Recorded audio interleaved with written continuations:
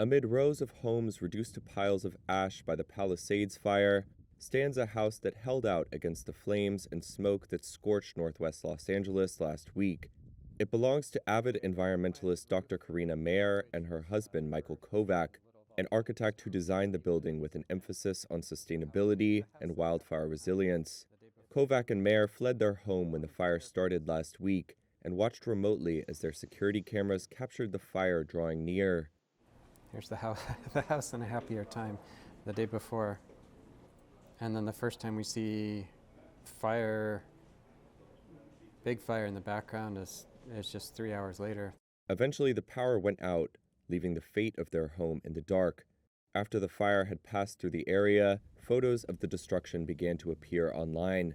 In the background of a photo of their neighbor's destroyed home, the couple saw their home standing intact. The sight brought mixed feelings for Maher.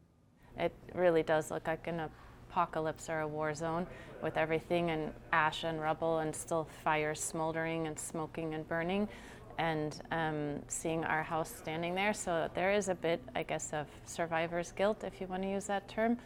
And I mean, we're proud and happy and that our efforts paid off, but we never imagined a scene so stark as this. Some of the features that the pair believe helped save their home include fire-resistant cladding, a planted roof, and sprinkler nozzles that disperse fire retardant on demand. In addition, they incorporated what is called defensive space around their home. That minimizes the risk of flames jumping from one structure to the next. Designing the house so close to nature and knowing the history of Southern California, we were acutely aware that at some point in the house's life there would be a serious fire, nearby at the very least. And so we designed the house to be both fire resilient and sustainable.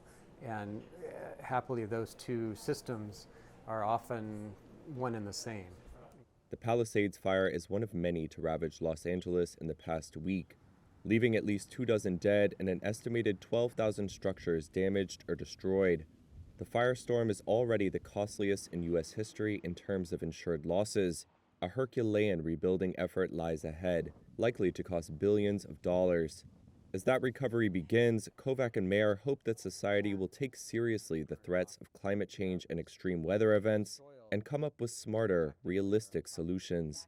We're not going to turn the climate ship around anytime soon, so in the meantime, whether it's dealing with floods in the southeast or hurricanes or wildfires in California, we have to be realistic about what those threats are and design accordingly.